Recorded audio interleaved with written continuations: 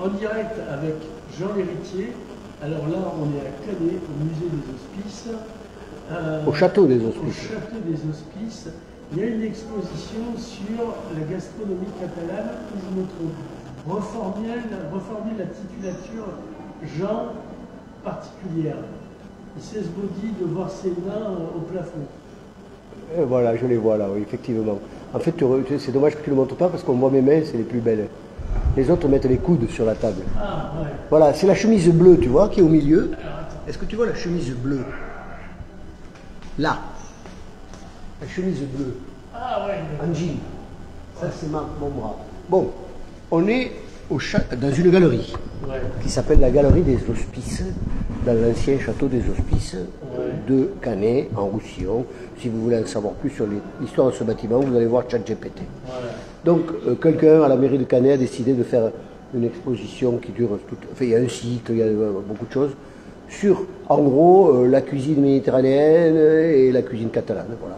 Et donc, nous, on s'est retrouvés, un groupe d'amis du jeune homme qui s'appelle Marc Meillat et qui a le restaurant Manat à Perpignan. Japonais, non, vaguement? L'épouse est japonaise, on l'aperçoit là.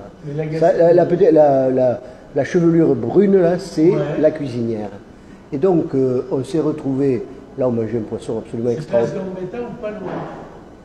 C'est pas loin, c'est une rue qui s'appelle Cité Vartisol, parce qu'il y a un immonde individu qui a rasé les remparts, qui a fait de la promotion immobilière, qui a amputé Perpignan de quelque chose qui était son caractère. Et en plus, il a eu droit, en plus de faire fortune, de raser des bâtiments historiques, il a eu droit à un nom de rue. Oui, mais il a mis la première centrale électrique dans Saint-Jean-le-Vieux. Voilà, pour bien montrer que Saint-Jean-le-Vieux, c'était trop vieux et qu'il fallait l'électrifier. C'était trop Saint-Jean. Ben, jusqu'à maintenant, on crucifiait le Christ, maintenant on l'électrifie. Il s'appelait Louis. Alors, là, on est dans ce qu'on appelle la Cité Vartisol, au rez-de-chaussée, à l'entrée de la rue, à l'entrée de l'impasse qui a mené à l'ancien cours maintenant. Et donc, ce restaurant nous a fait un repas à la demande de Canet. On est filmé en silencieux, en train de faire un bon gueuleton. Là, je ne me souviens plus quel est le nom de ce poisson. En fait, tout était délicieux, ça a duré 2 heures. On est 6 convives. Là, je vois que Marc, il goûte avec nous. Normalement, ce n'était pas prévu. Et ça, c'est son employé à droite, là-haut. Et puis, il y a les 6 convives. Et on n'a mangé que des choses absolument extraordinaires. Alors, sans leçon, sans leçon. Quel était le choix des convives par rapport à toi, c'est évident? Ben, en fait, c'était très simple. Il fallait trouver 6 personnes. Moi, c'était pas évident, non. Il fallait trouver 6 personnes et Marc faisait partie de l'équipe qui organisait le salon indigène. On était 7. Donc, il a appelé les 6 autres. Il a dit, on me demande de servir un repas, je vais le faire avec vous. Et voilà pourquoi on s'est retrouvés là, il y a, je ne sais pas si c'était en décembre ou en janvier, à faire ce magnifique repas pour Cuisine et Dépendance. Voilà une tourte. Il y avait peut-être des riz de veau dedans, ou des choses incroyables. Ah, ça porte un nom. Ah, ça va me revenir. C'est un truc extraordinaire. Mais bon, ça ne me revient pas. Voilà. Il fallait demander à quelqu'un de plus jeune d'en parler. Mais ce plat qu'on voit là, c'est comme une espèce de grosse tourte. Tu as fait des photos? Non, tu n'as pas eu. Non, je m'en foutais des photos. Moi, je m'en fous de cet événement. Oui, moi, ben là, on est en direct, tu éviteras de dire ce genre de truc. Non, mais c'est pas ça, mais la cuisine catalane, elle est morte. Oui. Les gens, ils vont dans les kebabs et dans les McDo. Et la densité de McDo la plus importante en France, pour une ville moyenne, elle est à Perpignan. C'est sociologique, c'est parce qu'il est pauvre. Bien sûr, bien sûr. Enfin, voilà. Là, tu leur donnes de l'argent, ils iront manger ailleurs. Je ne sais pas ce que c'est ce Hills qui donne à qui. Je dis simplement qu'ici, on est dans un lieu qui entérine, la mort. En la mettant dans un musée, la mort de la culture alimentaire catalane. Voilà. La culture française est dans le même état, de toute façon. Bien sûr. Mais c'est son problème. C'est un musée dans Moi, je suis catalan, donc ce qui m'intéresse, c'est ce qui se passe dans ma culture. C'est une mise en abîme de muséification, là, dont tu parles. Si tu veux, si tu veux, je pose les questions. Vas-y, n'hésite pas. Non, continue. Bon, un pitivier, voilà. Oui. Ça s'appelle un pitivier. Oui. Rien à voir avec Jean on y met des riz, on y met du gibier, etc.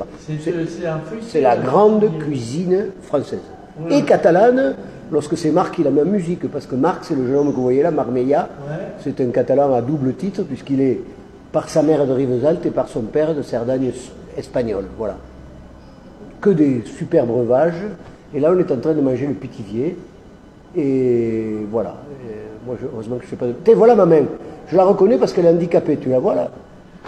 Les doigts un peu comme ça. Oui. Voilà, ça c'est ma main gauche. Tu as les mêmes problèmes de doigts crochus que ton feu, ton cousin. Mais pour des raisons différentes. Voilà. Donc, on a fait vraiment un repas d'exception sur cette belle table. Est-ce que, moi je me pose la question, mais on me parlait de ce restaurant Canet qui fait de la cuisine typique catalane, où on a été manger la dernière fois avec Jean-Jacques Hano, dont le nom m'échappe. Jean-Jacques Hano, il s'appelle en fait. Ah, tu vois, la Bigatane. La Bigatane, voilà. Demande-moi quand tu ne sais pas. C'est un des derniers restaurants catalans, il y en a encore? Un des derniers restaurants catalans. Qu'est-ce que tu appelles un restaurant catalan? De gastronomie. Ah, c'est pas de la gastronomie. Si. Quand? Au Moyen-Âge, je m'en souviens, j'y étais. Et ça finit quand? Il y a eu plusieurs périodes, il y a eu des cycles, mais au 19e... Ah, le 19e était au Moyen-Âge? Non, après, le département se refait la... En fait, la puissance, la richesse et le rayonnement de la Catalogne Nord, c'est uniquement les 70 ans où Perpignan est capitale d'un royaume. Voilà. Après, ça redevient une espèce de bastion militaire pour empêcher les Espagnols de venir prendre le Roussillon, pour empêcher les Catalans de venir prendre le Roussillon. Voilà, on a tous nos beaux bâtiments sont transformés en casernes, et c'est un hiver qui, depuis 1344, est toujours ici. Un hiver culturel. Il n'y a jamais eu de grande gastronomie ici. Et contrairement aux Corses, vous ne faites rien péter, vous faites des sardines. C'est ce que je dis.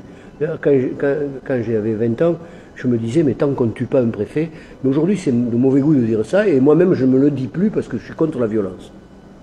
Et si la violence ne marche pas, t'appelais plus fort, dis un proverbe. Tu exprimes tes pulsions, tes fantasmes. Moi je suis un petit peu atterré qu'on ait vraiment réussi à boucler la fin de la culture alimentaire catalane en la mettant dans un musée. Ici, il y a des choses que j'ai connues vivaces ici. Quoi? Je pense au Traboucaire. Traboucaire, ça n'existe pas. Non, les éditions.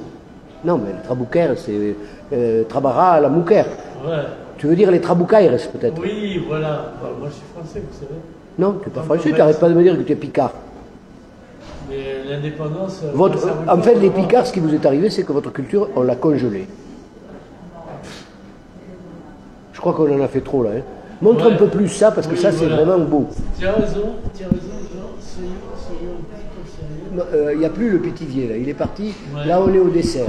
Il a glissé, le pétivier. On est au dessert parce qu'on est arrivé vers la fin du repas. Hein. On n'a pas vu le superbe poisson. Après, je ne vais pas dire qu'il ne faut pas venir parce que c'est quand même intéressant d'avoir fait cette exposition. Oui, tu as été au premier, non? Non, j'y vais dès que tu me donnes l'autorisation d'y aller. Il y a peut-être un ascenseur ou un monte-charge d'ailleurs. Oui, voilà. On y va? On y va. Attends, je vais te le dire. Alors, coupe. Oui.